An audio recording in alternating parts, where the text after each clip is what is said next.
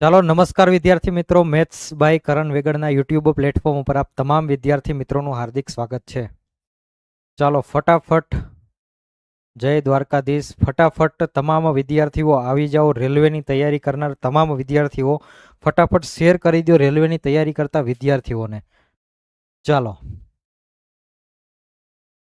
Audio video બધું perfect છે. એક વખત મને ઓડિયો વિડીયોનું કન્ફર્મેશન આપી દો જેથી કરીને ખ્યાલ આવે કે સેશનને આગળ આપણે કન્ટિન્યુ કરવું કે નહીં. ચાલો ઓડિયો વિડીયો બધું પરફેક્ટ છે.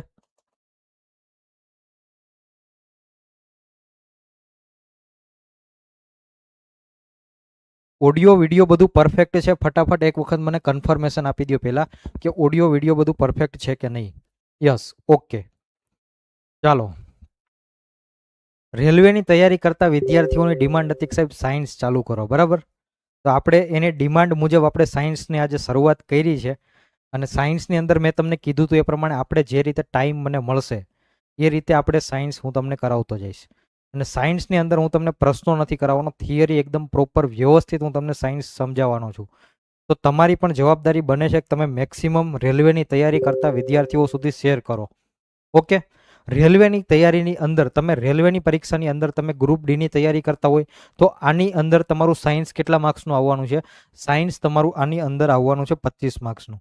જો તમે ગ્રુપ ડીની તૈયારી કરતા હોય તો આની અંદર સાયન્સ તમારું 25 માર્ક્સનું છે. અને જો તમે ટેકનિશિયનની તૈયારી કરતા હોય ટેકનિશિયનની તો આની અંદર તો તમને ખબર છે સાયન્સનું વેટેજ કેટલું છે? 40 માર્ક્સનું વેટેજ છે આની અંદર. ઓકે. તો અહીંયા સાયન્સ તમારો ઘણો બધો ભાગ ભજવે છે રેલવેની પરીક્ષાની અંદર. જો તમારે સાયન્સ તમારું કાચું હશે તો સાયન્સના લીધે ઘણા બધા વિદ્યાર્થીઓનું જે છે સિલેક્શન અટકતું હોય છે. ઓકે. અને આ વખતે તમે જોઈ લીધું મેરિટ કેટલું આવ્યું. રેલવે ગ્રુપ ડીની પરીક્ષાનું જે રિઝલ્ટ આવ્યું છે એનું મેરિટ લગભગ 70 નીચે ક્યાંય નથી. બધા જ સ્ટેટની અંદર 70+ મેરિટ આવ્યું છે. ઓકે. તો એનો મતલબ કે તમારે માર્ક્સ આવનાર જે રેલવે ગ્રુપ ડીની પરીક્ષા છે એની અંદર જો તમારે માર્ક્સ કવર કરવા હોય તો તમારે મેથ્સ, રિઝનિંગ અને સાયન્સ આના ઉપર જ તમારે પકડ જમાવવી પડશે. આ ત્રણ સબ્જેક્ટની અંદર તમારે મેક્સિમમ માર્ક્સ કવર કરવા પડશે.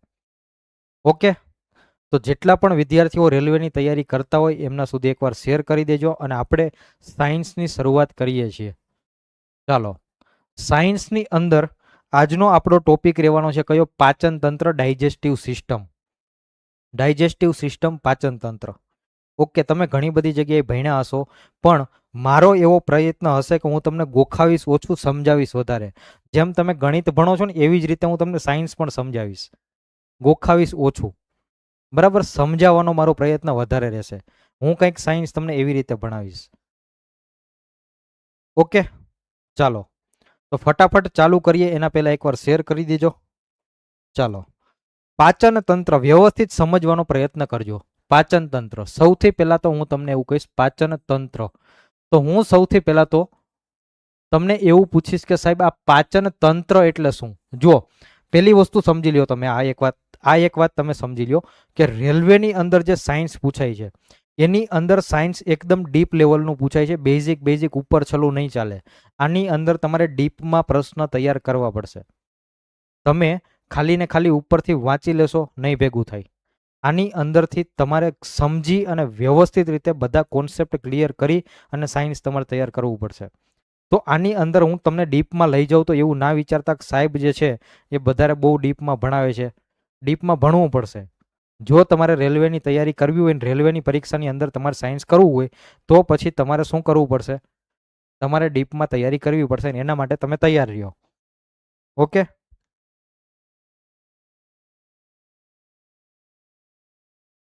યસ. આ તમને ગુજરાત સરકારની કોઈ પરીક્ષાની તૈયારી કરતા હોય તોય તમને કામમાં તો આવશે, 100% કામમાં આવશે. ઉલટાનું એના કરતાં તો ક્યાંય વધારે હું ભણાવવાનો છું. જે ગુજરાત સરકારની પરીક્ષામાં તો શું એ બેઝિક પૂછશે, એટલું ડીપમાં નહીં પૂછે. જ્યારે હું તમને એકદમ ડીપમાં કરાવવાનો છું. આ તમે કરશો તો ગુજરાત સરકારનું તો એકદમ કવર થઈ ગયું, એમાંથી માર્ક્સ તમારે જાય જ નહીં એવી રીતે થશે. ઓકે. ચાલો તો હવે ટોપિક ઉપર આવીએ છીએ. વધારે ચર્ચા નથી કરતા આપણે. પાચન તંત્ર. તો સૌથી પહેલા તો હું તમને એવું કહીશ કે તંત્ર એટલે શું? તંત્ર સિસ્ટમ. તંત્રને આપણે ઇંગ્લિશમાં શું કહીએ? સિસ્ટમ. ઓકે. સિસ્ટમ એટલે શું સાહેબ? તો કે ઘણા બધા અંગો આપણા શરીરમાં ભેગા થઈને કોઈને કોઈ પ્રક્રિયા કરતા હોય. ઓકે, ઘણા બધા અંગો ભેગા થઈ આપણા શરીરની અંદર કોઈ પણ પ્રક્રિયાઓ થતી હોય એ માત્ર ને માત્ર એક અંગ દ્વારા ના થતી હોય. ઓકે, ઘણા બધા અંગો ભેગા થઈ અને પ્રક્રિયા કરતા હોય. તો આ ઘણા બધા અંગો ભેગા થાય એના સમૂહને શું કહેવાય? તંત્ર કહેવાય. ઓકે, અંગોનો સમૂહ, અંગોનો સમૂહ ભેગા થઈ અને કામ કરે એને શું કહેવાય? તંત્ર કહેવાય. સાહેબ આવું બધું તેમ કેમ કરાવો છો? આવો પ્રશ્ન પૂછાય છે કે સિસ્ટમ એટલે શું, તંત્ર એટલે શું, આવું પૂછાય છે એટલા માટે હું કરાવું છું. બાકી તમે એવું કહેશો કે સાહેબ તંત્રનો મતલબ સમજાવવાનો શું મતલબ? પણ ના, પૂછાય છે એટલા માટે. ઓકે, તંત્રનો એકદમ બેઝિક મેં મતલબ સમજાવી દીધો. હવે આપણા શરીરની અંદર ઘણી બધી પ્રક્રિયાઓ થતી હોય. પાચન તંત્ર છે, શ્વસન તંત્ર છે, ઘણી બધી પ્રક્રિયાઓ આપણા શરીરની અંદર થાય છે. ઓકે, તો આ પ્રક્રિયાઓ જે છે એની અંદર માત્ર ને માત્ર એક અંગ સામેલ હશે? તમે તમારી જાતે વિચારો. ના, માત્ર એક અંગ હશે નહીં, ઘણા બધા અંગો ભેગા થઈ અને એક સિસ્ટમ બનતી હશે. ઓકે, તો એ સિસ્ટમ કોને કહેવાય? અંગો ભેગા થઈ અને પ્રક્રિયા કરશે એને સિસ્ટમ કહેવાય. હવે આપણે શું ભણવાનું છે? પાચન તંત્ર ભણવાનું છે. તો અહીંયા આપણે શું જોશું? પાચનની રિલેટેડ, પાચન રિલેટેડ જે તંત્ર બનશે એની અંદર કયા કયા અંગો હશે.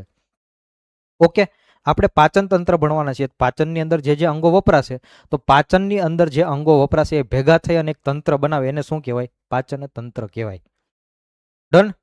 હવે સાહેબ તમને સૌથી પહેલા તો આ ખબર હોવી જોઈએ કે પાચન એટલે શું. મને ફટાફટ કમેન્ટમાં કહો. ચાલો, પાચન એટલે શું? પાચન એટલે શું? આપણે દેશી ભાષામાં તો પાચન એટલે એવું કહેતા હોય કે એ એકદમ પેટ ભરીને જમી લીધું દબાવીને, બરાબર? દબાવીને જમી લીધા પછી પેટ આમ થોડુંક હળવું લાગે એટલે પાચન થઈ ગયું એવું આપણે ગણીએ. પાચનનો મતલબ જનરલી આપણે આવો લેતા હોય, બરાબર? પણ પાચનનો હકીકતમાં મતલબ શું થાય? પાચન એટલે થાય શું? કેટલા વિદ્યાર્થીઓને ખબર છે કે પાચન એટલે શું થાય? તો પાચન એટલે હકીકતમાં એવું નથી થતું કે તમે જે જમીન પછી તમારું પેટ થોડુંક હળવું થઈ જાય એટલે તમે પાચન થઈ ગયું, એવું નથી હોતું. પાચનનો મતલબ સમજો. પાચન એટલે આપણે જે ખોરાક લઈએ છીએ, ખોરાક એને સરળ પદાર્થમાં, ખોરાકને સરળ પદાર્થમાં તૂટવાની પ્રક્રિયાને શું કહેવાય? સરળ પદાર્થમાં તૂટવાની પ્રક્રિયાને કહેવાય પાચન. સરળ પદાર્થમાં તૂટવાની પ્રક્રિયાને શું કહેવાય? પાચન કહેવાય. ઓકે, હવે તમે માની લો ખોરાક લ્યો છો, તમે રોટલી ખાઓ, શાક ખાઓ, કોઈ પણ વસ્તુ તમે ખાઓ છો. આ ખોરાક તમે ખાઓ છો એની અંદર જઈને પ્રોસેસ શું થાય છે? એની અંદર જઈને શું પ્રોસેસ થાય છે? તો કે અંદર જઈ અને તમારા જે ખોરાક છે એ એવો ને એવો યુઝ થઈ જશે? એ એવો ને એવો યુઝ નહીં થાય. એ અંદર જઈને સૌથી પહેલા તો શું થશે? તમે મોઢામાં ચાવો છો, તમને ખબર છે કે ચાવવાનું મહત્વ શું છે, પણ આપણે ચાવતા નથી. આ બધું જ આપણે સમજીશું, એકદમ ડીપમાં સમજાવીશ, તમને મજા આવશે, જોજો. એકદમ તમને ડીપમાં સમજાવીશ, મજા આવે એવી રીતે. ઓકે, પાચનનો મતલબ શું થાય? મેં કીધું એ પ્રમાણે ખોરાકને સરળ પદાર્થમાં તોડવાની પ્રક્રિયાને શું કહેવાય? પાચન કહેવાય. ઓકે, હવે સાહેબ આવું કરવાનું કારણ શું? આવું કરવાનું કારણ શું? આપણે ખોરાક લઈએ અને નાના નાના સરળ પદાર્થમાં તોડવાનું કારણ શું? તો સૌથી પહેલા તો આપણા શરીરના અંદર તમને અંગો છે એ ખબર છે કેટલા નાના નાના છે? એકદમ નાના નાના અંગો છે. અને આપણા આખા શરીરની અંદર તમારે બધી જગ્યાએ પોષક તત્વોને પહોંચાડવા પણ જરૂરી છે. જો માની લો કે તમારા એક આંગળીની અંદર પોષક તત્વ ના પહોંચતો હોય, શું થાય? એ આંગળી તમારી પ્રોપર કામ નહીં કરે. તો એનો મતલબ કે એકદમ નાના નાના અંગો સુધી પણ તમારે ખોરાકને અથવા તો પાચનને તમારા પોષક તત્વોને લઈ જવા છે, તો ખોરાક એકદમ ઝીણો ઝીણો હોવો જોઈએ કે નહીં? જો મોટા મોટા અણુઓ હશે ખોરાકના તો એ આગળ વધી શકશે નહીં, પ્રક્રિયા પ્રોપર નહીં થાય. તો આટલા માટે જ આપણે શું કરવાનું છે? પાચનની અંદર ખોરાકને સરળ પદાર્થમાં તૂટવાની પ્રક્રિયાને આપણે શું કહીએ? પાચન કહીએ. હવે જનરલી આપણે ખોરાક લેતા હોઈએ, જનરલી એની અંદર મેક્સિમમ માત્રામાં તમને શું જોવા મળે? મેક્સિમમ માત્રામાં તમને ખોરાકની અંદર જોવા મળશે કાર્બોહાઈડ્રેટ. કાર્બોહાઈડ્રેટ. ઓકે, એક તમને જોવા મળશે કાર્બોહાઈડ્રેટ. તમે કોઈ પણ ખોરાક લેશો એની અંદર શું હશે? કાર્બોહાઈડ્રેટ હશે. બીજું શું હશે એની અંદર? બીજું સાહેબ એની અંદર હોય પ્રોટીન.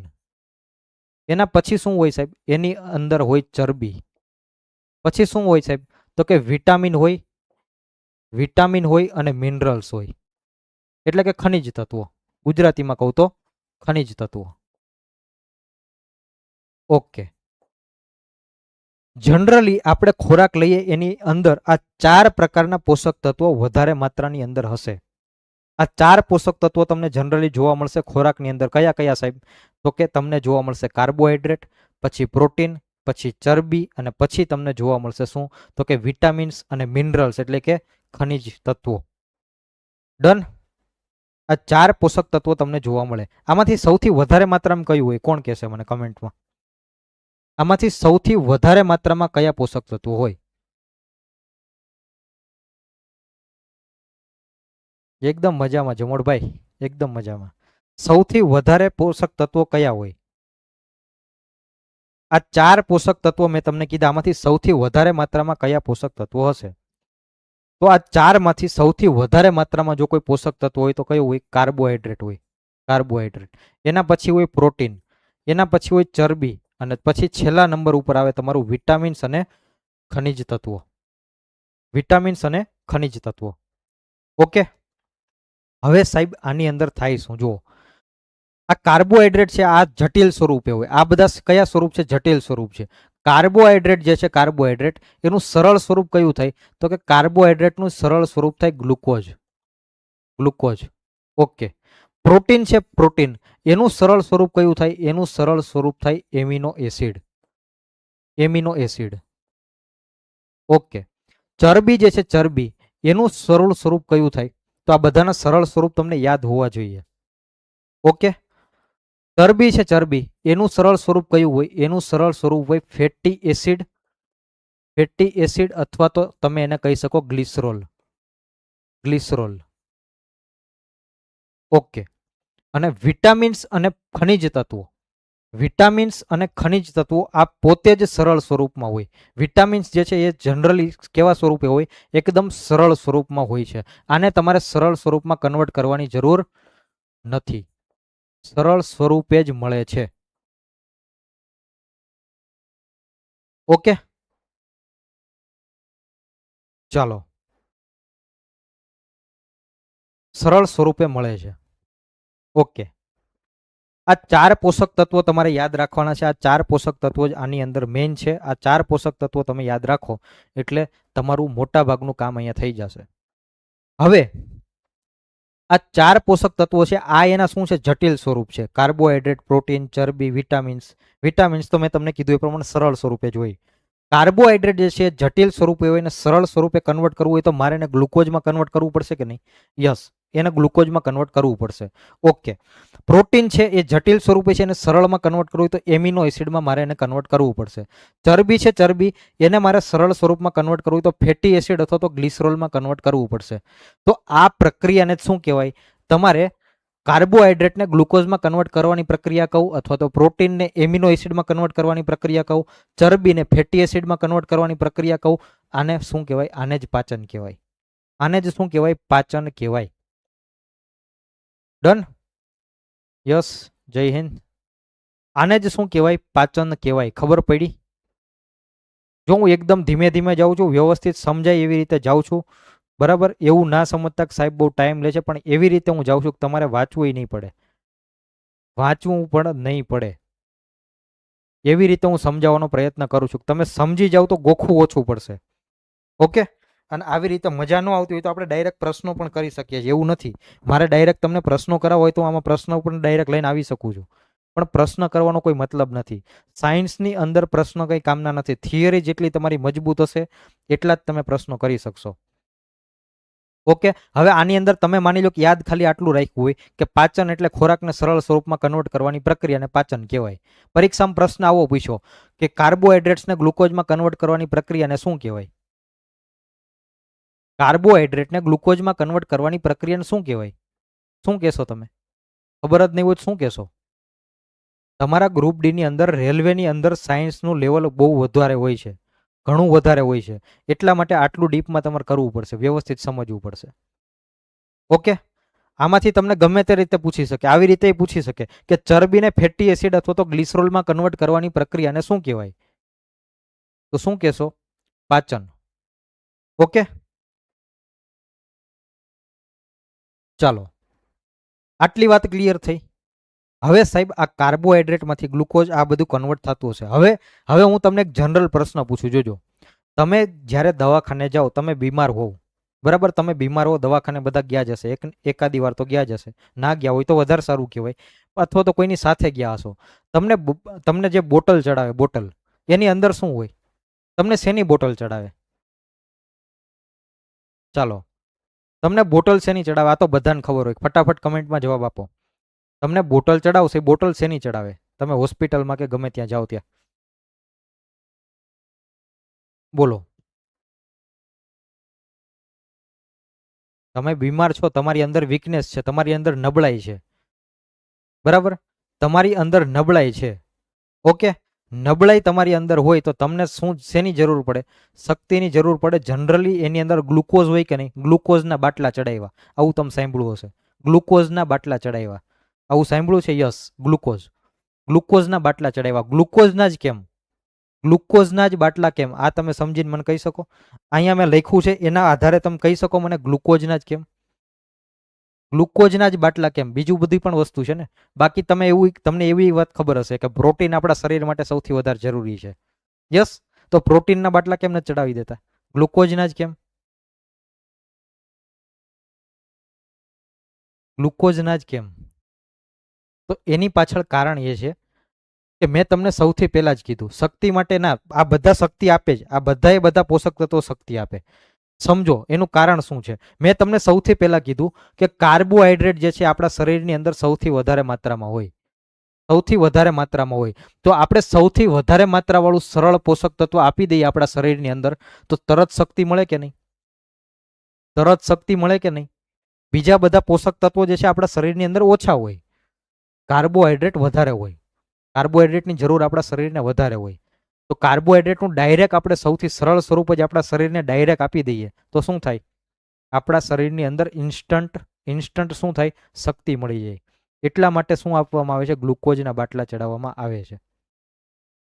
ઓકે, બીજા એકેય એટલા માટે નહીં. ચાલો, આટલું ઓકે છે. હવે આપણે આગળ વધીએ. તો સૌથી પહેલા તો સાહેબ આ પાચન તંત્ર હોય, પાચન તંત્ર, એની મેં તમને બેઝિક રચના શું હોય એ તમને હું જણાવી દઉં. પાચન તંત્ર, પાચન તંત્રની અંદર સૌથી પહેલા તો કઈ પ્રક્રિયા થાય? એક સ્ટેપ તમને હું બતાવી દઉં છું કે આ સ્ટેપ પછી આ થાય, આ સ્ટેપ પછી આ થાય, આના પછી આ થાય. આ તમને એક સ્ટ્રક્ચર પહેલા તો ખબર હોવી જોઈએ, નોર્મલ સ્ટ્રક્ચર. ઓકે, સૌથી પહેલા તમારી અંદર શું થશે? તો કે પાચન તંત્રની શરૂઆત ક્યાંથી સાહેબ? સાહેબ તમે કંઈક ખોરાક ખાવ તો થાય ને, કંઈક ખોરાક તો ખાવો પડશે ને. તો સૌથી પહેલું શું આવશે? સૌથી પહેલું આવશે ખોરાક ગ્રહણની પ્રક્રિયા. સૌથી પહેલા શું થશે? ખોરાક ગ્રહણ થશે સૌથી પહેલા. ચાલો, એના પછી શું થશે? ખોરાક ગ્રહણ પછી શું થશે? ચાલો, એના પછી શું થશે બોલો? તમે તમારી જાતે વિચારતા જાઓ. સૌથી પહેલા તમે ખોરાક લીધો, ઓકે, ખોરાક લીધો એટલે તમે ખોરાકને ગ્રહણ કર્યો. ઓકે, એના પછી શું થાય? એના પછી થશે પાચન. ઓકે, બીજી પ્રક્રિયા સાહેબ પાચનની થઈ. હવે પાચન એટલે મેં તમને સમજાવી દીધું. પાચન એટલે શું થાય એ મેં તમને ઓલરેડી કહી દીધું છે. ડન. એટલે બીજી પ્રક્રિયા તમારી થશે પાચનની. એના પછી શું થાય? ત્રીજું સ્ટેપ શું થાય? ત્રીજું સ્ટેપ થાય શોષણ. શોષણ એટલે શું સાહેબ? શોષણ એટલે શું? હવે આ પોષક તત્વો તમારા જે મળ્યા, આ પોષક તત્વો જે મળ્યા છે, આ પોષક તત્વો શોષાશે. આ ક્યાં શોષાય એ બધું આપણે પાચન તંત્રની અંદર ભણશું. પોષક તત્વો તમારા મળી ગયા, નાના સ્વરૂપે આવી ગયા. પાચન થઈ ગયું એનો મતલબ જ એ થયો ને કે પાચનનો મતલબ એવો થયો કે પોષક તત્વો સરળ સ્વરૂપમાં આવી ગયા છે. પછી એને શોષી લેશું આપણે. શું કરશું? શોષી લેશું. એટલે એને કહેવાય શોષણ. ઓકે, શોષણ થઈ ગયું પછી શું થાય? પછીની પ્રક્રિયા જે છે એને કહેવાય સાત્મિકીકરણ. શું કહેવાય? સાત્મિકીકરણ.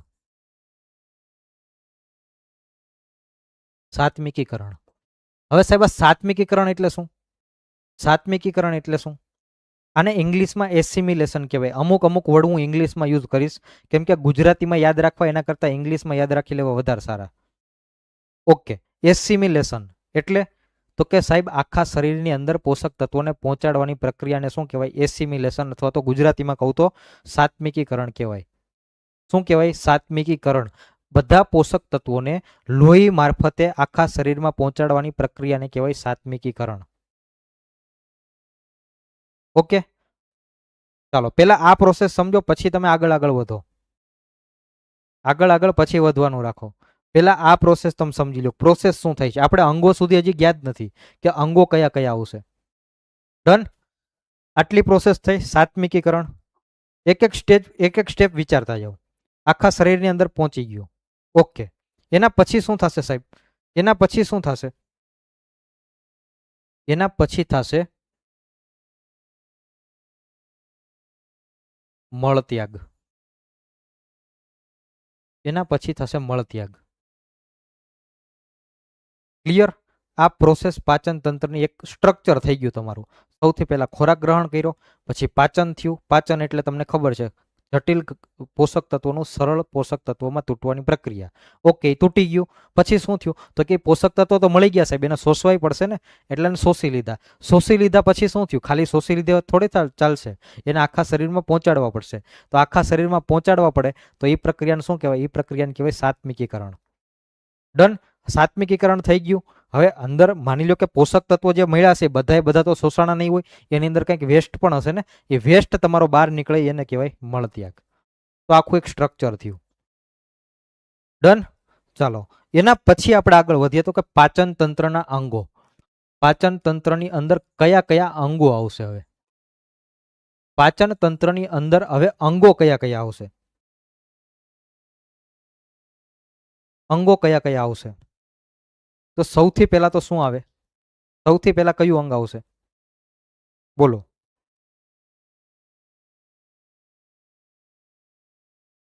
મોં, અન્નળી, જઠર, પક્વાશય, નાનું આંતરડું અને મોટું આંતરડું. ઓકે, ચાલો સૌથી પહેલા તો પાચન તંત્રની અંદર હવે કોઈ પણ તંત્ર હોય, મેં તમને હમણાં કીધું એ પ્રમાણે કોઈ પણ તંત્ર હોય એ ઘણા બધા અંગો ભેગા થઈને બન્યું હોય. ઓકે, તો આપણા શરીરની અંદર જે પાચન તંત્ર છે એ અંગોથી તો બન્યું જ છે. આમાંથી કોઈને ખબર છે ગ્રંથિ એટલે શું? ગ્રંથિ તમે ઘણા બધા લોકો વર્ડ યુઝ કરતા હશો, ગ્રંથિ. ગ્રંથિનો મતલબ શું થાય? ગ્રંથિ એટલે શું થાય? આ મને કહો. ગ્રંથિ એટલે શું થશે? બોલો. ગ્રંથિ એટલે શું થશે?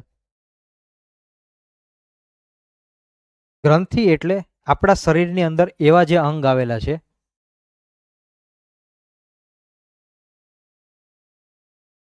એવા અંગ જે કોઈ પણ પ્રકારનો સ્ત્રાવ કરે. શું કરે? સ્ત્રાવ. કોઈ પણ પ્રકારનો સ્ત્રાવ કરે. સ્ત્રાવ એટલે જોજો, એ બધું સમજાઈ જશે હમણાં. કોઈ પણ પ્રકારનો શું કરે? સ્ત્રાવ કરે. ઓકે, હવે ગ્રંથિ હોય ને, ગ્રંથિ એ બે પ્રકારની હોય. આ તમે સાંભળ્યું હશે, એક અંતઃસ્ત્રાવી ગ્રંથિ, એક શું હોય? અંતઃસ્ત્રાવી ગ્રંથિ, અને એક હોય બાહ્ય સ્ત્રાવી ગ્રંથિ. જોજો, બાહ્ય સ્ત્રાવી ગ્રંથિ.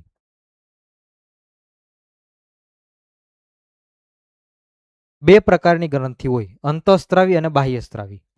ઓકે, હવે ગ્રંથિનો મતલબ મેં તમને કીધું કે એવા અંગો આપણા શરીરની અંદર, એવા અંગો કે જે શું કરે? કોઈને કોઈ પ્રકારનો સ્ત્રાવ કરે. હવે અહીંયા જે બાહ્ય સ્ત્રાવી ગ્રંથિ હોય ને, બાહ્ય સ્ત્રાવી ગ્રંથિ એ કોઈને કોઈ લિક્વિડનો સ્ત્રાવ કરે, એટલે કે પ્રવાહીનો સ્ત્રાવ કરશે. શેનો સ્ત્રાવ કરશે? લિક્વિડનો સ્ત્રાવ કરશે, પ્રવાહી. ઓકે, અને કોઈ અંતઃસ્ત્રાવી ગ્રંથિ હોય ને, એનું કામ શું? અંતઃસ્ત્રાવી ગ્રંથિનું, અંતઃસ્ત્રાવી ગ્રંથિ જે હોય હોર્મોન્સનો સ્ત્રાવ કરે. શેનો? હોર્મોન્સ. હોર્મોન્સનો સ્ત્રાવ કરશે. ઓકે, પેલા વ્યવસ્થિત સમજવાનો પ્રયત્ન કરજો. જો તમને ભૂલાય નહીં એવી રીતે હું તમને સમજાવવાનો પ્રયત્ન કરું છું. વ્યવસ્થિત ધ્યાનથી સમજજો. ઓકે, બીજી બધી ચર્ચાઓમાં ધ્યાન ના આપશો, અહીંયા ધ્યાન આપજો. તો ગ્રંથિ છે, ગ્રંથિ સાહેબ બાહ્ય સ્ત્રાવી ગ્રંથિ અને અંતઃસ્ત્રાવી ગ્રંથિ. હવે આમાં ઘણા કન્ફ્યુઝન થતું હોય, ઘણીવાર મિક્સ થઈ જતું હોય. એ મિક્સ હું નહીં થવા દઉં.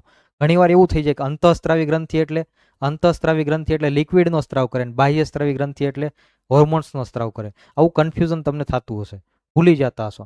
તો એક વસ્તુ યાદ રાખવાની, બાહ્ય સ્ત્રાવ એટલે બાર લિક્વિડ ફેંકે છે, બાર લિક્વિડનો સ્ત્રાવ કરે છે, આવી રીતે યાદ રાખવાનું, બાર લિક્વિડનો સ્ત્રાવ કરશે એટલે બાહ્ય સ્ત્રાવી ગ્રંથિ લિક્વિડનો સ્ત્રાવ. અંતઃસ્ત્રાવી ગ્રંથિ એટલે હોર્મોન્સનો સ્ત્રાવ. હોર્મોન્સ ટૂંકમાં દેખાય નહીં, બરાબર, હોર્મોન્સ દેખાય નહીં એટલે એની અંદર શું રાખશું, અંદર, અંદરની અંદર અંતઃસ્ત્રાવી ગ્રંથિ. ડન. ઓકે, હવે આ ગ્રંથિઓ છે, હવે આપણે પાચન તંત્રની અંદર પણ ગ્રંથિઓ હશે કે નહીં?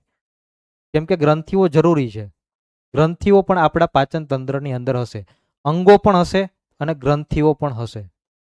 ઓકે, આ બંને ભેગા થશે ત્યારે આખું પાચન તંત્ર કમ્પ્લીટ થશે. અંગો અને ગ્રંથિઓ આ બંને ભેગું થાય ત્યારે શું થાય? પાચન તંત્ર તમારું આખું કમ્પ્લીટ થાય. ઓકે, ચાલો તો સૌથી પહેલા તો અંગો કયા કયા આવશે સાહેબ? આની અંદર અંગો કયા કયા આવશે? અંગો કયા કયા આવશે? હવે આને હું થોડુંક ડાયાગ્રામ સ્વરૂપે દર્શાવવાનો પ્રયત્ન કરું, ડાયાગ્રામ સ્વરૂપે જોજો. અંગો અને ગ્રંથિઓ આ બે વસ્તુ આવે. ડાયાગ્રામ જેવો બને એવો ચલાવી લેજો, બરાબર? ડાયાગ્રામ જેવો બનશે એવો ચલાવી લેજો.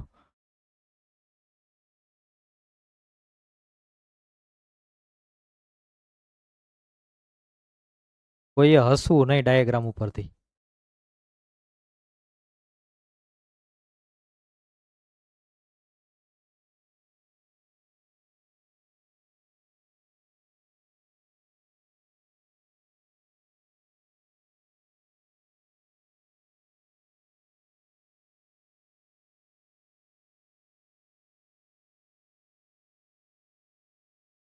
હવે જોજો, ખાલી સમજવાનું કામ છે આપણે તો અહીંયા.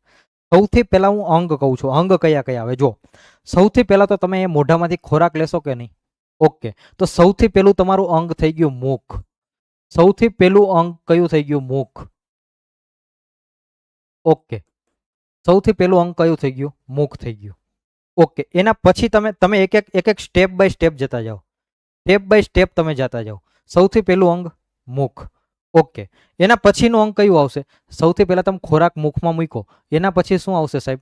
તો કે એના પછી એક રીતે તમારે કેવું હોય, આને મુખ ના કેવું હોય તો આને હું મુખ ગુહા પણ કહી શકું. શું કહી શકું? મુખ ગુહા, મુખ ગુહા. ઓકે, એના પછી શું થશે? ખોરાક તમારો ધીમે ધીમે ધીમે ધીમે અહીંયા આવશે. હવે આને શું કહેવાય? તમને ખબર જ છે, આને તમે શું કહેશો?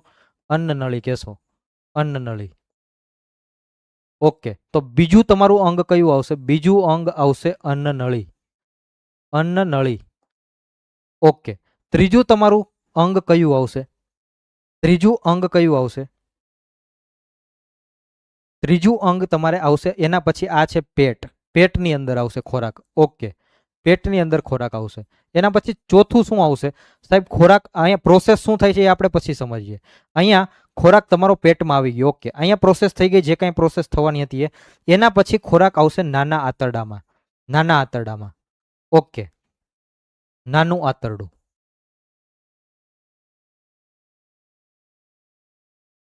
નાનું આંતરડું. ઓકે, એના પછી શું થશે? એના પછી ખોરાક જશે મોટા આંતરડાની અંદર. અહીંયા મોટું આંતરડું હશે, એની અંદર પછી ખોરાક જશે. ઓકે,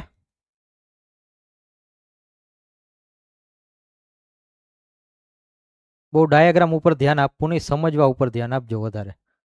ચાલો,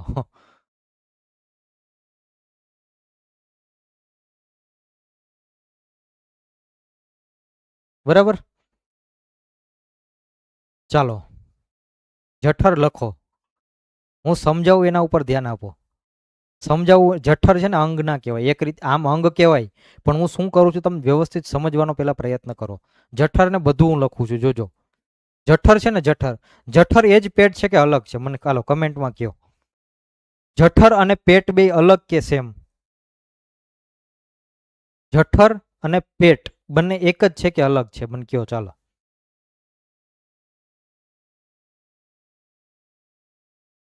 જઠર અને પેટ બંને અલગ કે સેમ જ છે? બોલો ફટાફટ, કમેન્ટમાં જવાબ આપો.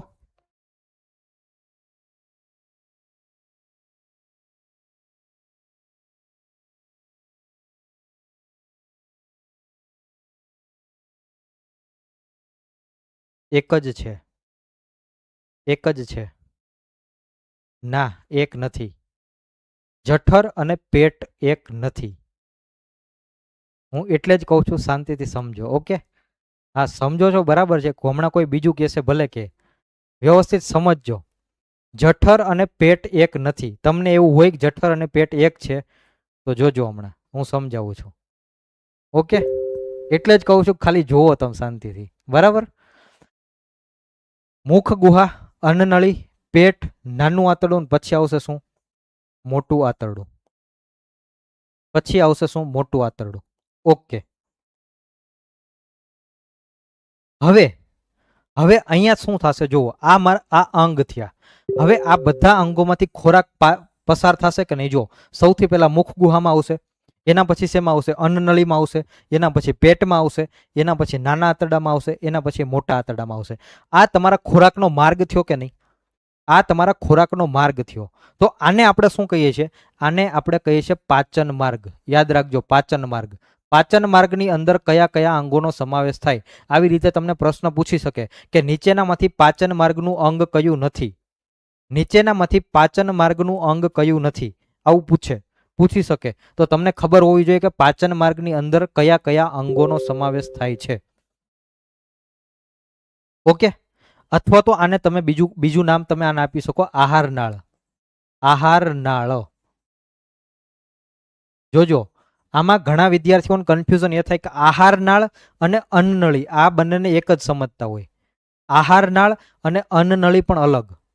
આહાર નાળ જે છે, આહાર નાળ એ એટલે શું? તો કે સાહેબ આખો ખોરાક પસાર થવાના રસ્તાને કહેવાય આહાર નાળ. ખોરાક પસાર થવાના રસ્તાને શું કહેવાય? આહાર નાળ કહેવાય. અને અન્નનળી એટલે એ તો અંગ છે એક. ઓકે, યસ, આ ક્વેશ્ચન 2022 ગ્રુપ ડી માં આવી ગયો છે. આવી જ ગયો છે બધું. હું એ જ કહું છું શાંતિથી સમજો, કાંઈ બાકી નહીં રહે. એકદમ ડીપમાં સમજાવીશ બધું વ્યવસ્થિત પ્રોપર.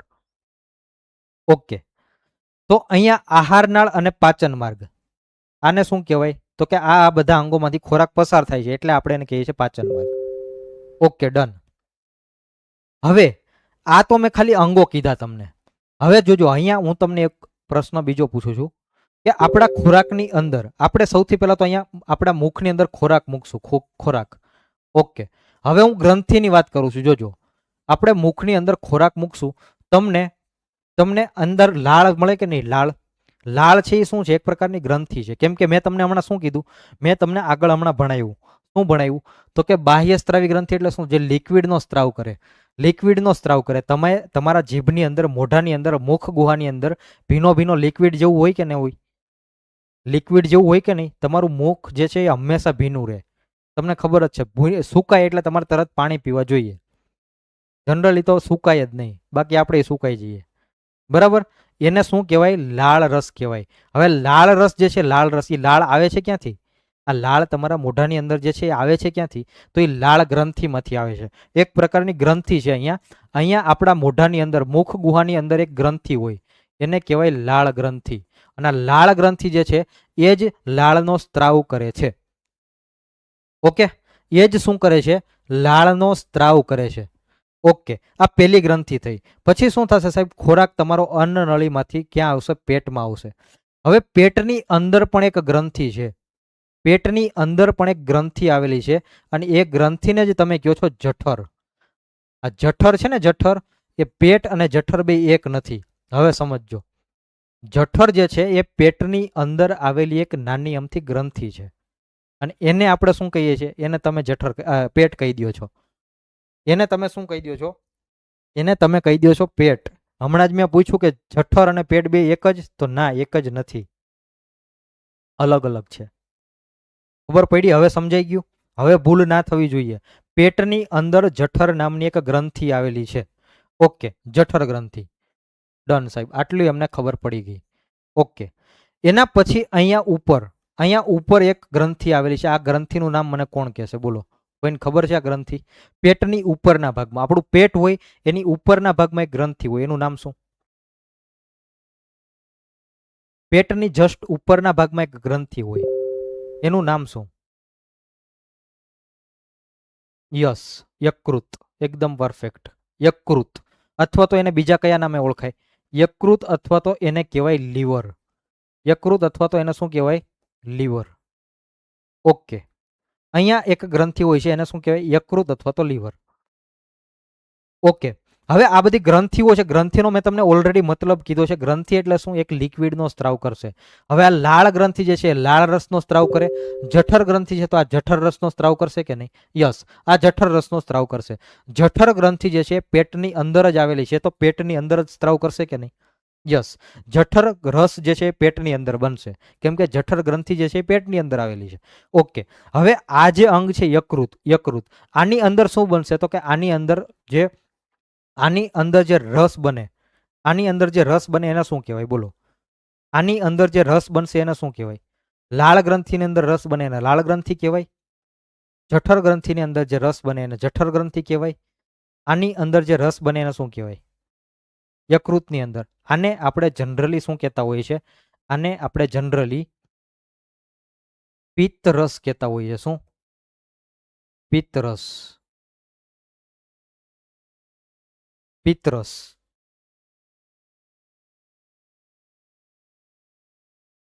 પિત્તરસ. આના અંદરથી જે રસ બને એને શું કહેવાય? પિત્તરસ કહેવાય. ઓકે, તો આ પિત્તરસનો સ્ત્રાવ કરશે.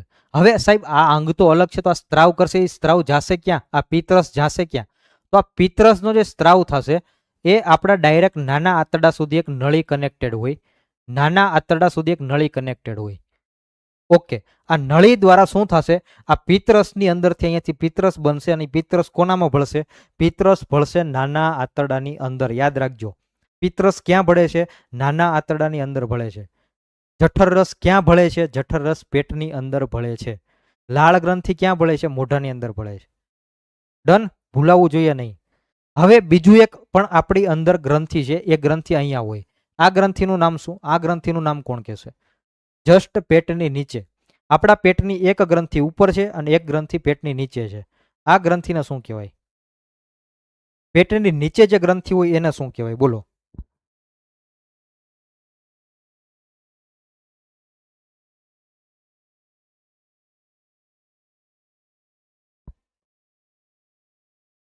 એને શું કહેવાય?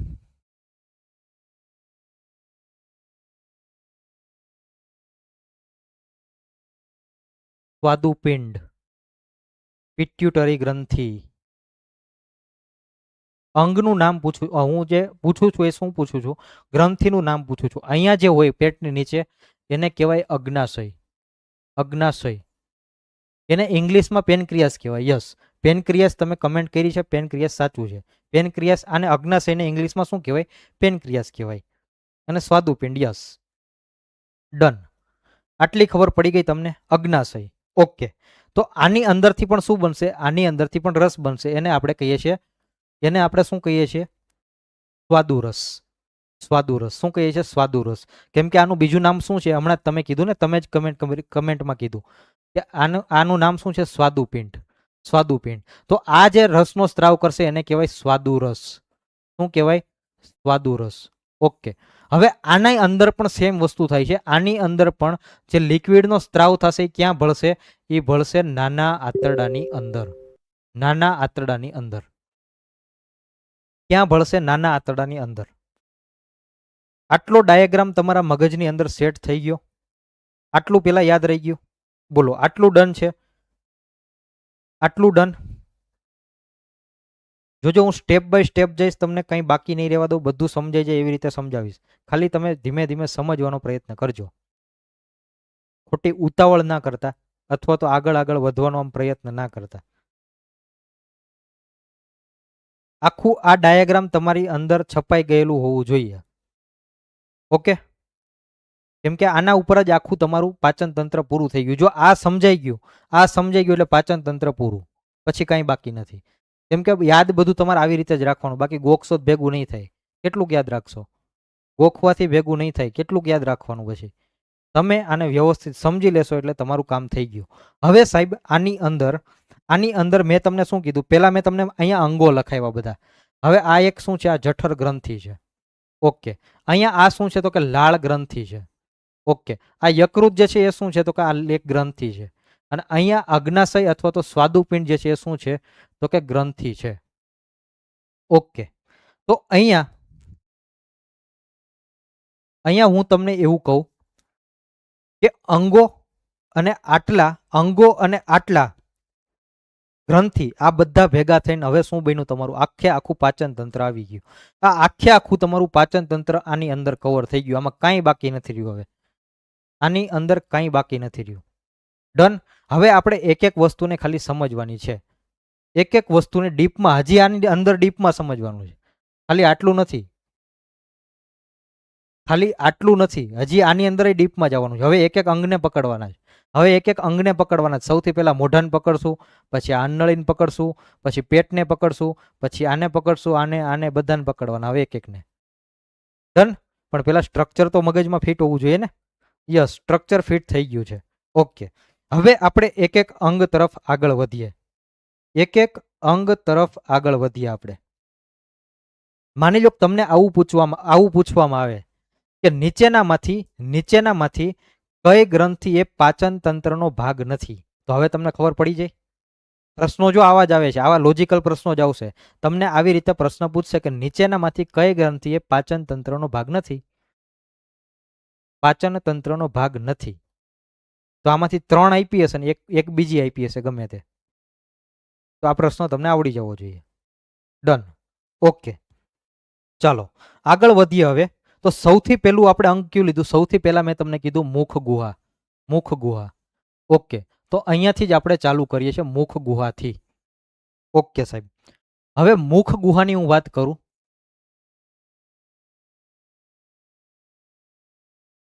તો મુખ ગુહાની અંદર હોય શું સાહેબ?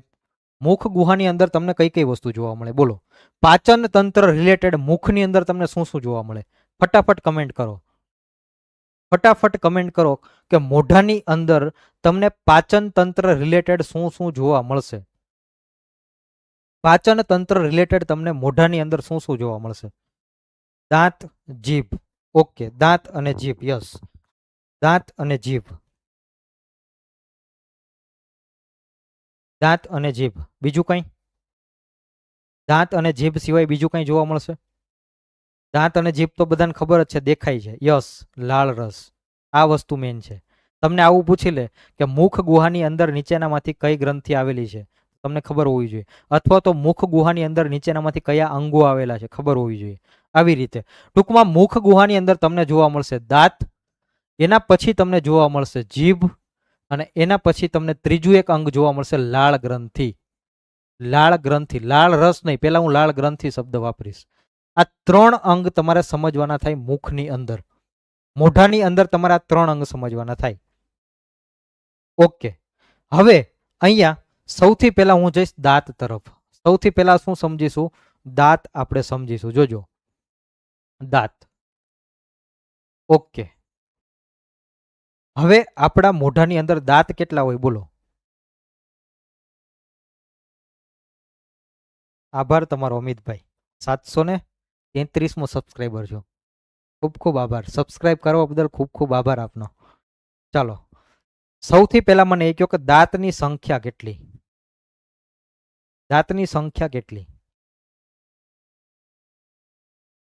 32. તમે બધા કમેન્ટ કરો છો યસ 32. પણ આની સામે તમારે મને પ્રશ્ન પૂછવો પડે સાહેબ કે 32 જે આવે છે એ કોના માટે? તો દાંતની જે સંખ્યા એ સૌથી પહેલા તો તમે સમજો કે જો બાળક હશે, બાળક કેટલું સાહેબ? તો કે 3 થી 4 વર્ષનું. 3 થી 4 વર્ષનું બાળક હોય તો એની અંદર તમને દાંત જોવા મળશે 20. કેટલા જોવા મળશે? 20 દાંત જોવા મળશે. ઓકે, હવે પુખ્ત વયનું વ્યક્તિ તો એની અંદર દાંતની સંખ્યા કેટલી જોવા મળશે? 32. ઓકે, 32 જોવા મળશે. હવે આની અંદર વ્યવસ્થિત સમજવાનો પ્રયત્ન કરજો. દાંતની અંદર અહીંયા 20 હોય અને આના કેટલા હોય? 32 હોય. એનો મતલબ કે 12 દાંત તમને પાછળથી આવે છે કે નહીં? 12 દાંત જે છે એ તમને પાછળથી આવશે. ઓકે, પાછળથી આવશે. બધું આવી જશે. સૂત્ર શું? બધું આવી જશે. ખાલી હું જેમ કરાવતો જેમ ખાલી જોતા જાઓ. કાંઈ બાકી રહે ને તો મને કહેજો પછી. ઓકે, બાળકમાં 20 હોય, પુખ્ત વયમાં 32 હોય. ઓકે, 12 દાંત પાછળથી આવે છે. હવે એક આમાં બહુ મહત્વની વાત એ છે કે જે દાંત તમારે પાછળથી આવે ને, પાછળથી, એ દાંત તમારી જિંદગીની અંદર એક જ વાર આવે. તમારી જિંદગીની અંદર એક જ વાર આવે. જે દાંત આ 12 દાંત પાછળથી આવ્યા ને, એ પડી ગયો એટલે પૂરું થઈ ગયું. એ દાંત બીજી વાર ન આવે. એ દાંત બીજી વાર નહીં આવે. ઓકે, અને આ 20 દાંત જે છે, આ 20 દાંત તમારા પડી જાય તો આ પાછા આવે. આ 20 દાંત પાછા આવશે. અને આ 12 દાંત જે છે એ માત્ર એક જ વાર આવે. માત્ર એક જ વાર. ટૂંકમાં કોઈએ તમને માની લો કે આમ માર્યું, કઈ મોઢા પર આમ માર્યું અને દાંત પડી ગયો, જો આ 12 માંથી પડ્યો હશે ને તો એ નહીં આવે. જો આ 20 માંથી પડ્યો હશે ને તો એ આવશે. ના, એને દાઢ ના કહેવાય, એને ડાપણ દાઢ ના કહેવાય, એ કાંઈ ન કહેવાય. તમે જે વિચારો છો ને એ ડાપણ દાઢ નથી. તમે જે કહો છો એ ડાપણ દાઢ નથી. હજી કહું છું, શાંતિથી સમજો, બરાબર? એ ડાપણ દાઢ નથી. અગાઉ વિચારશો ને તો થશે શું ખબર? તમે અંદર ને અંદર કન્ફ્યુઝ થશો પાછા. આપ તમે પૂછી શકો, 100% પૂછી શકો, બરાબર?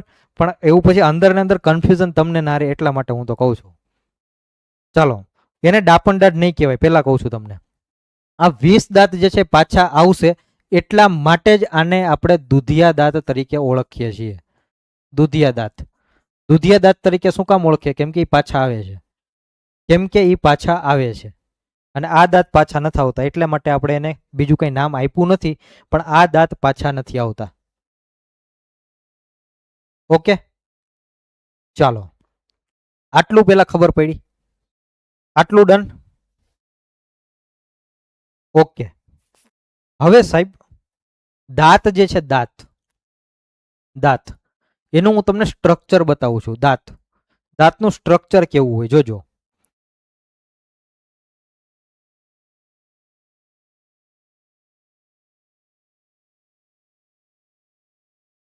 સૌથી પહેલા તો દાંત જે હશે, દાંત એ આખો બાર ના હોય. જોજો, દાંત જે છે, દાંત એ આખો બાર નહીં હોય. તમારો અમુક ભાગ જે છે આ દાંતની અંદર, અમુક ભાગ તમારો દાંતનો જે છે અંદર ફસાયેલો હોય. એને તમે શું કહો? મસૂડા કહેતા હશો, અથવા તો પેઢા કહેતા હશે. પેઢા કાં તો મસૂડાની અંદર ફસાયેલો હોય. ઓકે, તો એને તમે શું કહો છો? નીચેનો જે ભાગ હોય, દાંત જે છે બારે દેખાતો હોય, એ વ્હાઈટ ભાગ દેખાતો હોય તમને. અંદર પણ દાંતનો એક ભાગ હોય, એને કહેવાય રૂટ અથવા તો મૂળ, દંત મૂળ. ઓકે, આ બાર જે ભાગ દેખાય એને કહેવાય ક્રાઉન. ઓકે, ક્રાઉન અને મૂળ. ઓકે, આ બે ભાગ છે પેલા તો દાંતના. મૂળનો જે ભાગ છે એ ક્યાં હોય? તો કે એ દાંતની અંદર, તમારા પેઢાની અંદર ફસાયેલો હોય. ઓકે, પેઢા કયો અથવા તો તમે એને મસૂડા કહેતા હશો, જે કહેતા હોય, બરાબર? અલગ અલગ જગ્યાએ અલગ અલગ લેંગ્વેજનો ઉપયોગ થતો હશે. ઓકે, હવે આ દાંત જે છે, દાંત એને માની લો કે તમે કાપો. દાંતને તમે માની લો કે કાપશો. કેવી રીતે કાપવાનો? દાંતને આમ ઊભો કાપવાનો છે, ઊભો. અંદર, ટૂંકમાં અંદરનું સ્ટ્રક્ચર હું તમને બતાવું છું. દાંતની અંદર, બરાબર? તમે દાંતને કાપશો એટલે થશે શું? સૌથી પહેલા તો તમને જોજો, વ્યવસ્થિત સમજવાનો પ્રયત્ન કરજો. આકૃતિ ઉપર જરાક જોતા નહીં. આકૃતિ જેવી હોય તેવી. આકૃતિ સાથે આપણે કાંઈ લેવા દેવા નથી, સમજવાનું છે તમારે, બરાબર? સૌથી પહેલા તો જે ઉપર વ્હાઈટ ભાગ દેખાય છે દાંતની અંદર, જે સૌથી પહેલા તો આપણને જે વ્હાઈટ ભાગ દેખાય છે ને, બહાર, એ વ્હાઈટ ભાગને શું કહેવાય? એ વ્હાઈટ ભાગને કહેવાય ઇનેમલ. શું કહેવાય? ઇનેમલ. ઓકે, બહાર જે વ્હાઈટ ભાગ દેખાય છે એની જ હું વાત કરું છું. શું કહેવાશે એને? ઇનેમલ. ઓકે, હવે આ ઇનેમલ જે છે ને, ઇનેમલ, તમને બધાને ખબર છે? હું એક પ્રશ્ન પૂછું. આપણા શરીરની અંદર સૌથી કઠણ, સૌથી કડક અંગ કયું છે? આપણા શરીરની અંદર સૌથી હાર્ડ, સૌથી સખત અંગ કયું છે? સૌથી સખત અંગ, સૌથી કડક, બોલો? દાંત.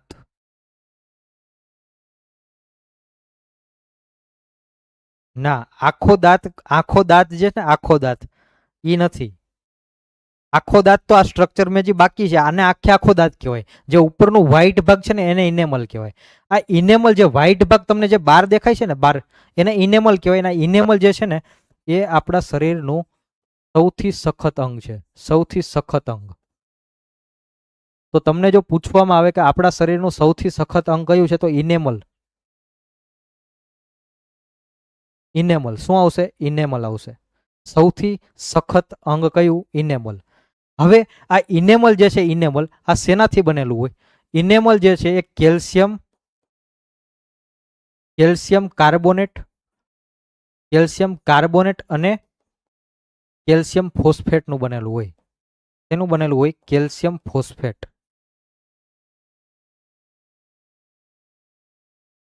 આ બે તત્વોથી બનેલું હોય, યાદ રાખજો.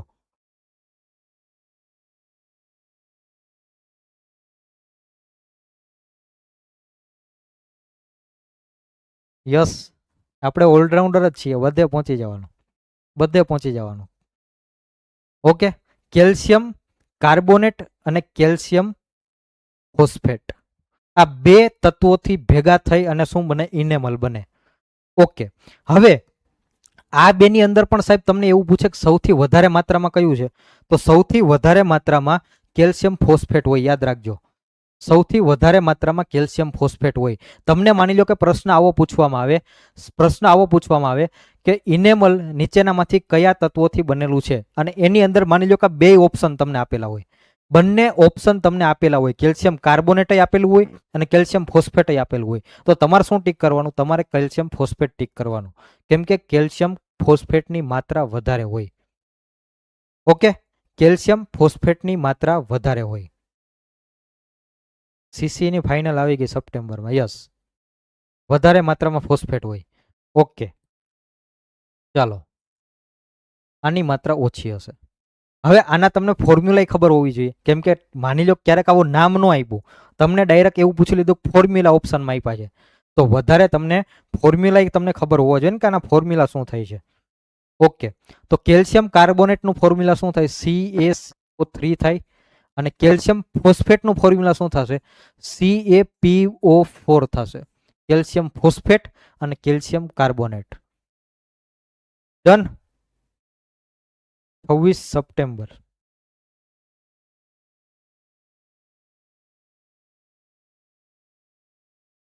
ના, ટેક્સ્ટબુક ચેન્જ થઈ ગઈ. 2018 પછી તમે જોજો તો નવી એનસીઆરટી પ્રમાણે તમે ચેક કરજો તો તમને કેલ્શિયમ ફોસ્ફેટ જોવા મળશે, પ્રકાશભાઈ. બરાબર. અત્યારે જો આમાં આન્સર કોનો ગણાશે? આન્સર માત્ર ને માત્ર એનસીઆરટી નો ગણાશે, બીજા કોઈનો નહીં ગણાય. સાચો જવાબ માત્ર ને માત્ર એનસીઆરટી નો જ ગણવામાં આવશે. તમે જો બીજું કોઈ પણ તમે સાહિત્ય લઈને જાશો તો એ નહીં ચાલે.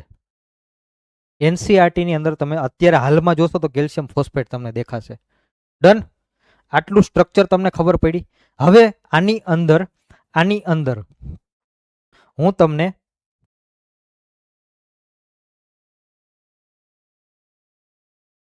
બીજો એક ભાગ દર્શાવું છું. જોજો, બીજો એક ભાગ અહીંયા હું દર્શાવું છું.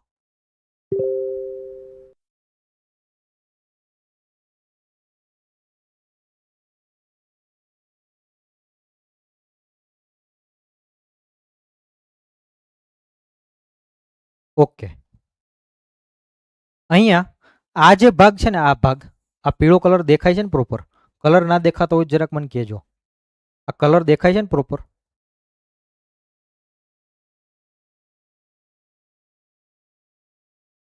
ચાલો, અહીંયા જે આ પીળો ભાગ મેં બતાવ્યો એને કહેવાય ડેન્ટાઇન. શું કહેવાય? ડેન્ટાઇન.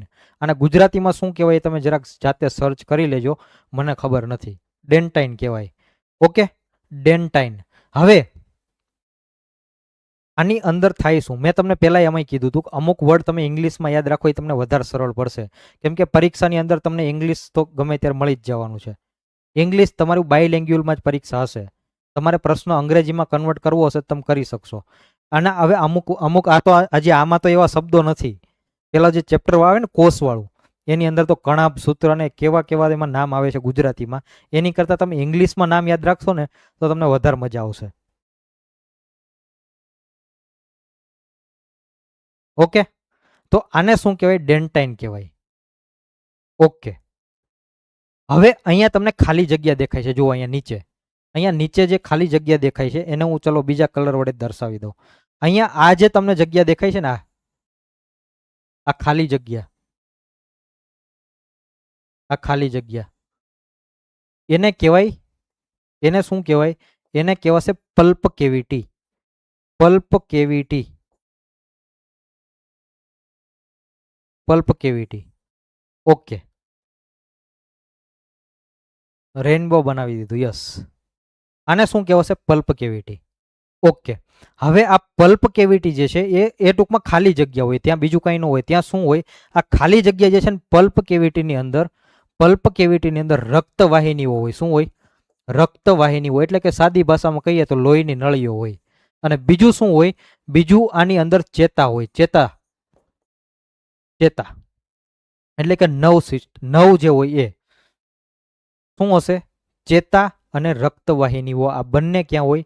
આ પલ્પ કેવિટીની અંદર હોય. આ તમારા દાંતનું આખું સ્ટ્રક્ચર આવી ગયું. દાંત મેં ખોલીને રાખી દીધો. દાંત મેં અહીંયા ખોલીને રાખી દીધો. દાંતની અંદરનું બધું ભાગ અહીંયા આવી ગયો. સૌથી પહેલા શું આવશે? ઉપર ઇનેમલ, આ વ્હાઈટ ભાગ દેખાય એ ઇનેમલ. એની અંદર શું હોય? એની અંદર હશે સૌથી પહેલા તો આવશે ડેન્ટાઇન. એની અંદર શું આવશે? Pulp cavity. અને એ પલ્પ કેવિટીની અંદર શું હશે? રક્તવાહિની અને ચેતા. રક્તવાહિની અને ચેતા. ઓકે, હવે જ્યારે તમે ઘણીવાર તમને ડોક્ટરે આવું કીધું હશે, અથવા તો ક્યારેક દાઢ કઢાવવાની વાત આવી હોય, તમારે તો કદાચ હજી નહીં કઢાવવી પડી હોય, આપણા જે વડીલો હોય ને દાઢ કઢાવવાની વાત આવી હોય, ત્યારે ડોક્ટર એક તમને એવી સલાહ આપે, અથવા તો તમારી પાસેથી પહેલા પરમિશન માંગે કે જો હું દાંત ખેંચું અને મગજની અંદર કંઈ અસર થઈ જાય તો એની જવાબદારી અમારી નહીં. આવું તમે સાંભળ્યું છે પહેલા ક્યારેય? આવું તમે પહેલા સાંભળ્યું છે ક્યારેય? કયો પહેલા તો મને આ કયો, સાંભળ્યું છે કે નથી સાંભળ્યું? ડોક્ટરે આવું કીધું હોય આવું તમે સાંભળ્યું છે ક્યાંય?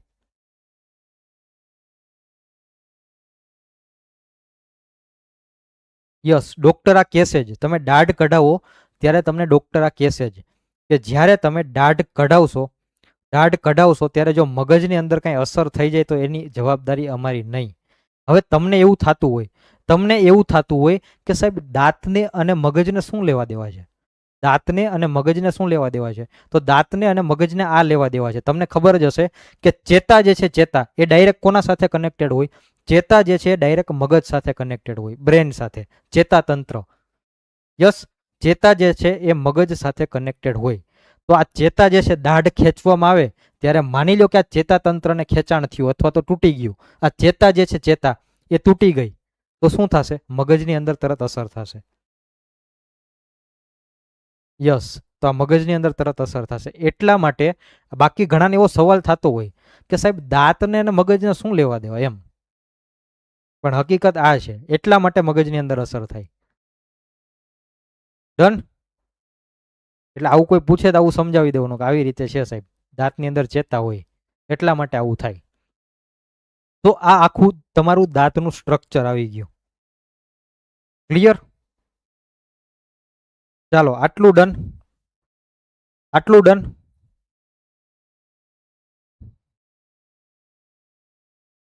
અમુક કહેતા હોય મારી આંખ ખેંચાઈ ગઈ. આ તો આંખમાંય ચેતા છે, આંખમાં પણ ચેતા છે. આ બધું કનેક્ટેડ છે. ચેતાતંત્ર આપણે ભણશું ને ત્યારે તમને સમજાશે કે ચેતા કેવી રીતે કામ કરે છે. ચેતાતંત્ર આપણે ભણશું ત્યારે તમે જોશો. આટલું ક્લિયર છે? બોલો, આટલું ડન? આમાં કઈ પ્રોબ્લેમ હોય તો કયો મને. એકદમ વ્યવસ્થિત સિક્વન્સ વાઇઝ પ્રોપર તમને હું ભણાવવાનો પ્રયત્ન કરું છું. કંઈ બાકી ના રહે. આના પછી તમારે આ ટોપિક આપણો થતો જાય ને, એ ટોપિક જે છે થઈ જાય પછી તમારે કોઈ પણ પીવાયક્યુ લઈને કરવાની છૂટ. બરાબર? પછી તમે કોઈ પણ પીવાયક્યુ લઈને કરશો બધા થઈ જશે. ચાલો, આટલું ડન હોય તો હવે આપણે આગળ વધીએ. હવે સાહેબ શું? તો કે દાંતની અંદર, દાંત તો મેં તમને ભણાવી દીધો. હવે દાંત છે 32 છે, આ તમને ખબર છે. ઓકે, દાંત કેટલા છે? 32. હવે સાહેબ 32 હોય, 32 પહેલા હું શું કરું છું? 32 દાંત એટલે કે પુખ્ત વયના લોકોની હું વાત કરું છું. પુખ્ત વયના લોકોની અંદર દાંત હશે 32. ઓકે, હવે ઉપરના જડબાની અંદર કેટલા હોય? જબડું ઘણી જગ્યાએ જબડું કહેતા હોય ને ઘણી જગ્યાએ જડબું કહેતા હોય, બરાબર? ઉપરનું જબડું, નીચેનું જબડું. ઉપરના જબડાની અંદર કેટલા હશે? 16 ઉપર હશે અને 16 દાંત નીચે હશે. ઓકે, 16 ઉપર અને 16 નીચે, 16 ઉપર અને 16 નીચે. ઓકે, હવે આ 16 જે છે એમાંય પાછા હું બે ભાગ કરી દઉં છું, 8 આ બાજુ અને 8 આ બાજુ. 16 જે ઉપર નીચે છે એમાં એ 16 દાંત છે, એની અંદર પણ હું બે ભાગ કરી દઉં, ડાબી બાજુ 8 અને જમણી બાજુ 8. ઓકે, જય દ્વારકાધીશ. ચાલો, 8 8 બે બાજુ હશે. હવે હું શું કરું છું, અહીંયા તમે જુઓ, હું માત્ર ને માત્ર એક બાજુના 8 દાંતની વાત કરું છું. એક બાજુના જેવા 8 દાંત હશે, સેમ ટુ સેમ એવા જ 8 દાંત આ બાજુ હશે, અને 8 આ બાજુ જેવા હશે એવા ને એવા ઉપર 16, નીચે જેવા 16 હશે એવા ને એવા 16 ઉપર 16 હશે. તો અહીંયા આપણે માત્ર ને માત્ર સમજવાના છે કેટલા દાંત? માત્ર ને માત્ર સમજવાના છે 8 દાંત. 8 દાંત સમજશો એટલે તમારા 32 32 દાંત આવી ગયા. ઓકે, અહીંયા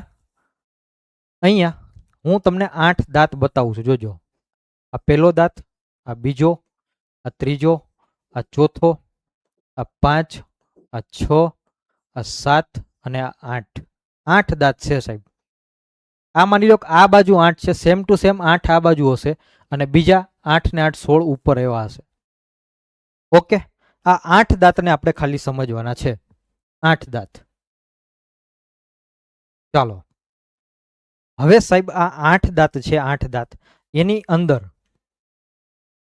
અંદર શરૂઆતના જે આપણે સામે જે દાંત દેખાય છે, એક જ બાજુના દાંત વિચારજો, એક જ બાજુના, આખો ભાગ ના વિચારતા, એક બાજુના હું ખાલી આ બે દાંત વિચારું છું, આ બે દાંત.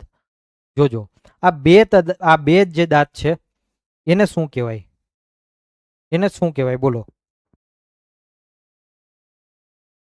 જે બે દાંત છે એને શું કહેવાય?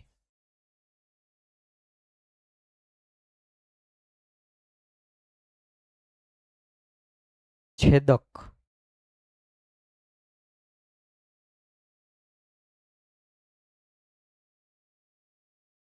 હું ઇંગ્લિશમાં લખીશ, છેદક તમે ગુજરાતીમાં કહો છો એટલે હું લખી દઉં છું. અને એક્ઝેક્ટ છેદક કહેવાય કે નહીં મને ખબર નથી. ઇંગ્લિશમાં ને ઇન્સીજર કહેવાય. ઓકે, છેદક. ઓકે, ઇન્સીજર આને કહેવાશે. ઓકે, તો ઇન્સીજર કેટલા હોય સાહેબ? ઇન્સીજર અહીંયા બે હોય. કેટલા હશે? બે ઇન્સીજર હશે.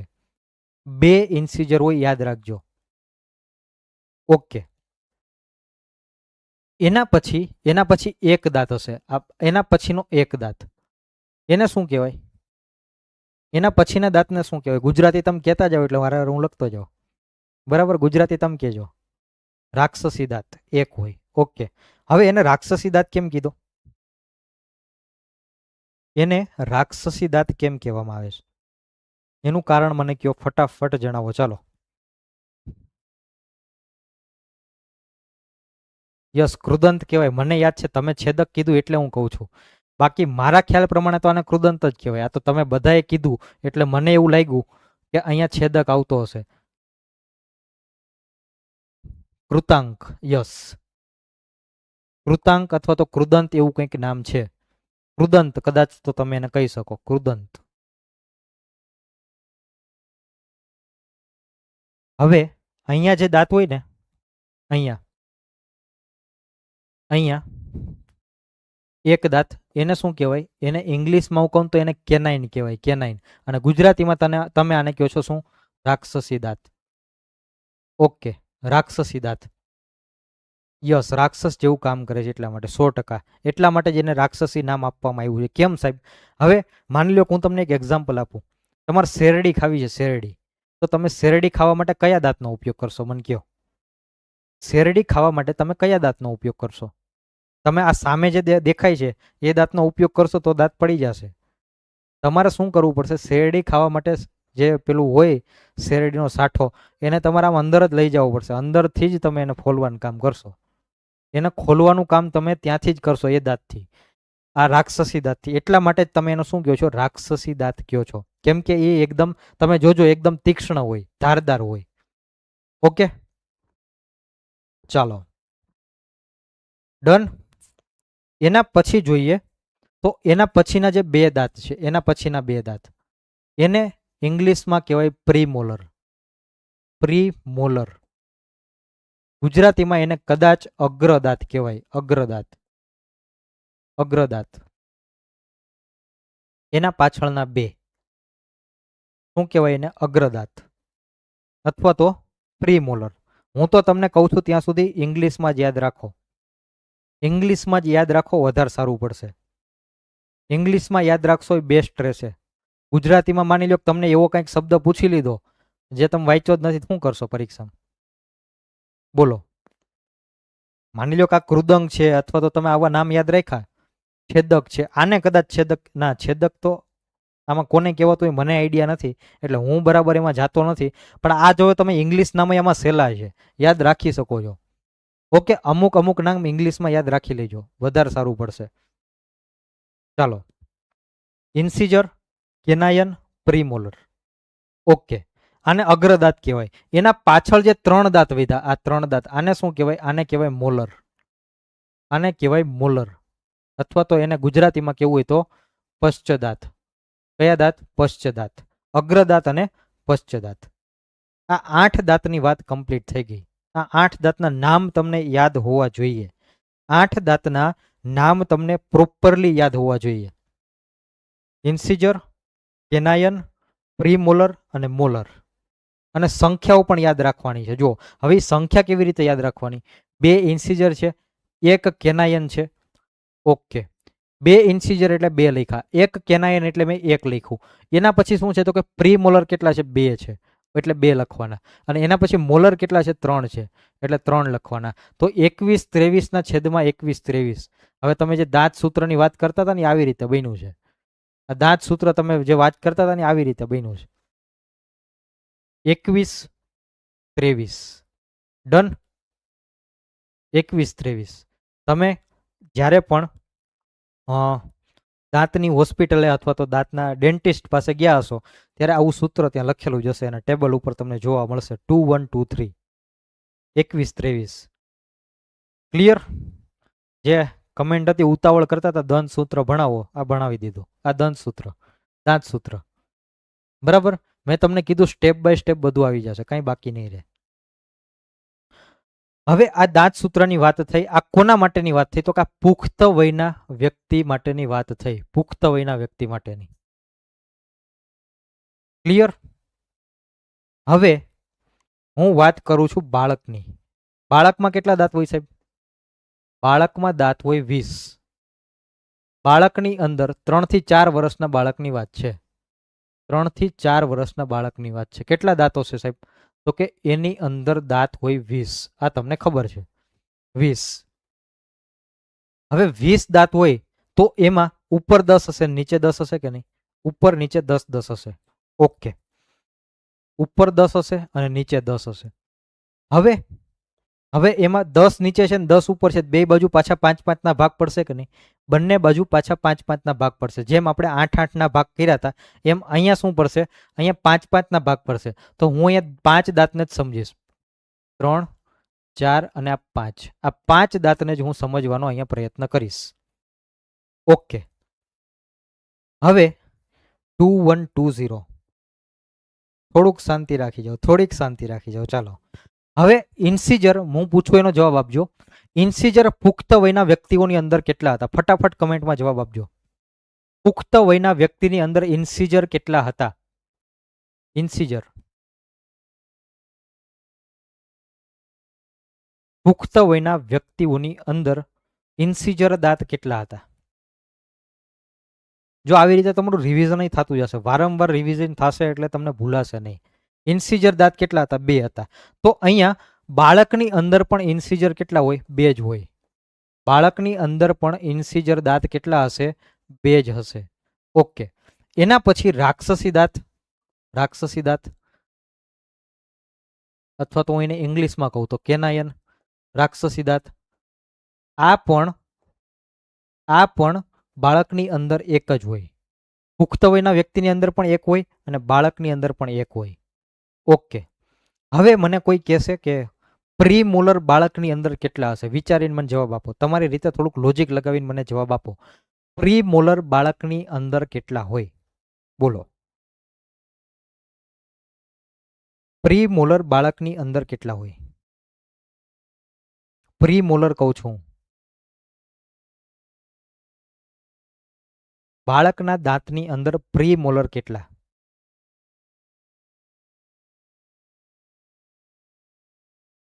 મને ખબર જ હોય ને ક્યાં તમને તકલીફ છે. મને ખબર જ છે ક્યાં તકલીફ છે. એટલા માટે જ મેં તમને એ પ્રશ્ન પૂછ્યો. બાળકની અંદર પ્રી મોલર હોય જ નહીં. બાળકની અંદર પ્રી મોલર હોતા નથી. આવો પ્રશ્ન પૂછી શકે અને પૂછાયો છે કે બાળકની અંદર કયા પ્રકારના દાંત હોતા નથી? તો બાળકની અંદર પ્રી મોલર હોતા નથી, એટલે કે અગ્રદાંત હોતા નથી, ગુજરાતીમાં કેવું હોય તો. ડન. બાળકની અંદર પ્રી મોલર નથી હોતા. આ જે બે દાંત છે, આ બે દાંત છે ને, બે દાંત એ કયા હોય છે? મોલર હોય છે. મોલર. Okay, molar. યસ, બંને દાંત મોલર હોય. હવે સાહેબ પ્રી મોલર બાળકની અંદર ના હોય કેમ? હવે નાનું બાળક હોય 3 થી 4 વર્ષનું, 3 થી 4 વર્ષનું બાળક હોય એને ચાવવાની જરૂર હોય ખરા? એટલે ચાવવાની જરૂર તો હોય, પણ પાછળના દાંત એના માટે ઇનફ છે. એના માટે ઇનફ છે. એને ચાવવાની જરૂર પડશે નહીં. ઓકે, તો અહીંયા તમારે શું કરવાનું થશે? આ મોલર જે છે એ નાના બાળકની અંદર હોય, પ્રી મોલર નાના બાળકની અંદર હોતા નથી. ઓકે, ચાલો હવે અહીંયા તમને હું ડિફરન્સ સમજાવું છું. જે પેલું સૂત્ર બન્યું હતું, દંત સૂત્ર કોના માટે તમે આપ્યું મને? 21-23 તમે પુખ્ત વયના વ્યક્તિ માટે આપ્યું ને? પુખ્ત વયના વ્યક્તિ માટે આપ્યું. આના માટે મારે સૂત્ર બનાવવું શું બનશે? ઇન્સીજર કેટલા છે? 2. કેનાયન કેટલા છે? 1. પ્રી મોલર કેટલા છે? 0. તો અહીંયા તમારે 0 લખવું પડશે. 0. અને મોલર કેટલા છે? 2. તો 21-0-2 ના, 21-20 નહીં, 21-0-2. 21-20 નહીં, 21-0-2. 21-0-2. આ દાંત સૂત્ર બનશે કોના માટેનું? આ દાંત સૂત્ર બનશે બાળક માટેનું. બાળક માટેનું 21-0-2. ડન. ચાલો, આટલી ખબર પડી? આટલી ખબર પડી? બોલો, આટલી ખબર પડી કે નહીં?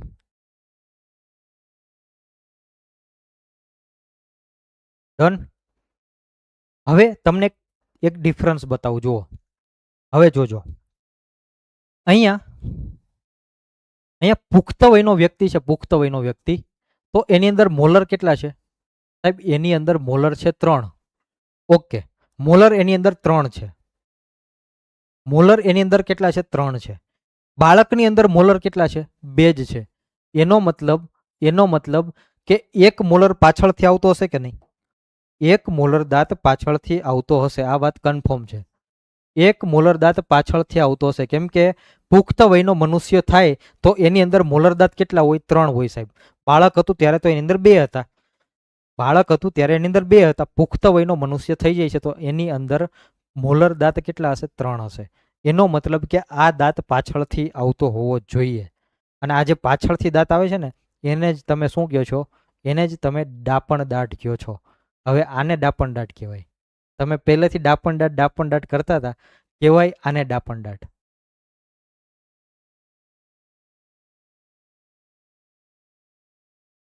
અને ઇંગ્લિશમાં કેવું હોય તો આને કહેવાય વિસ્ડમ ટીથ. વિસ્ડમ ટીથ. ડન. કાંઈ ઘટશે નહીં. હવે સમજાણું તમને?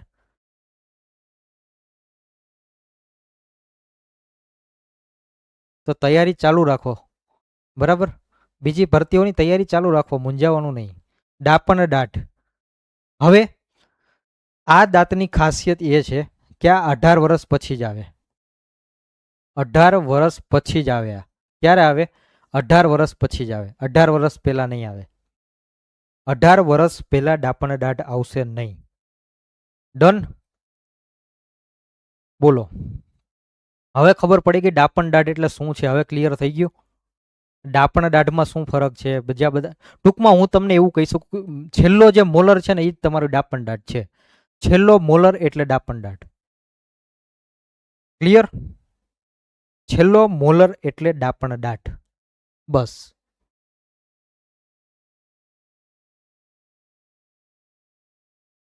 ઓકે. હવે અહીંયા આ જે ડાપણ દાઢ છે દોસ્ત, આ ડાપણ દાઢ, આ ડાપણ દાઢને તમે કાઢી લ્યો તો ચાલે કે ના ચાલે? એ તમારા મોઢાની અંદર રહેવા દો કે કાઢી લ્યો કે ગમે તે કરો, એ ચાલે કે ના ચાલે?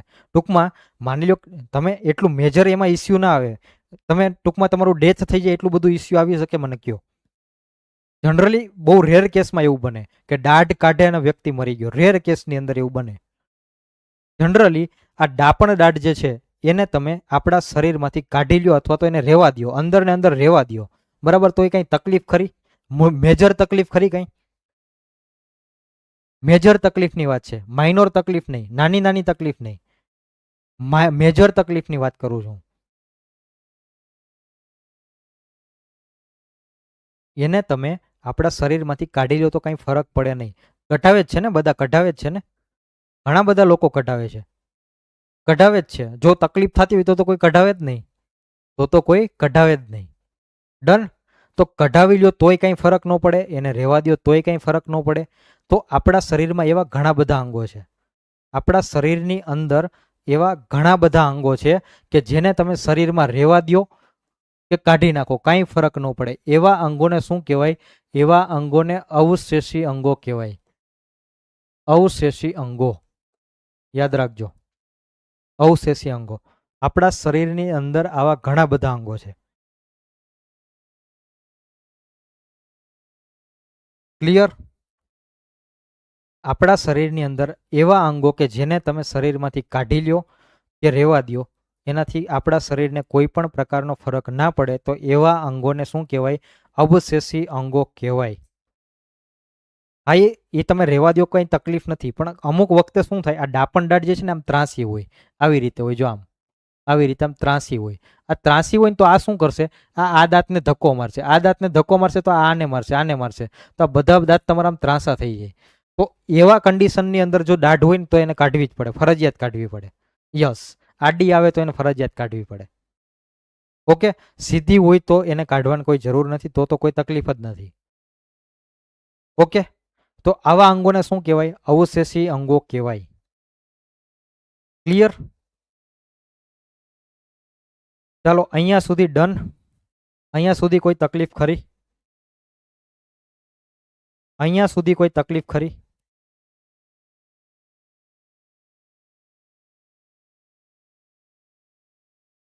અહીંયા સુધી કંઈ તકલીફ?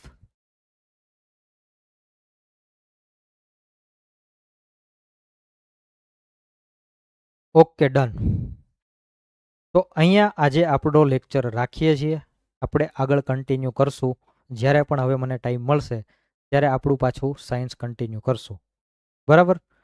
આ ટોપિક તમારો ડાયજેસ્ટિવ સિસ્ટમ તો આપણે કમ્પ્લીટ કરી દેશું કોઈને કોઈ સંજોગે, પણ ધીમે ધીમે મેં તમને સાયન્સમાં મેં તમને એવું કીધું હતું કે જ્યારે ટાઈમ મળશે ત્યારે આપણે કરશું, અથવા તો મારે વિદ્યાર્થીઓ વધારે જોશે. વિદ્યાર્થીઓ તમે વધારે લઈ આવો તો હું સાયન્સ કરાવું, બાકી વિદ્યાર્થીઓ તમે જોવો નહીં તો પછી કાંઈ મતલબ નથી મારે. બરાબર? ચાલો મેક્સિમમ શેર કરજો એના માટે, જેથી કરીને વધારે વિદ્યાર્થીઓ જોડાય. અને સાયન્સ તમને કેવું લાગ્યું આ મને કહો. પહેલાં મને આ કહો તમે કે સાયન્સ કેવું લાગ્યું? તમે મેથ્સ તો મારી પાસે ભણતા હતા, ચાલો નો ડાઉટ મેથ્સ ભણતા હતા, સાયન્સની અંદર કેવું રહ્યું બોલો?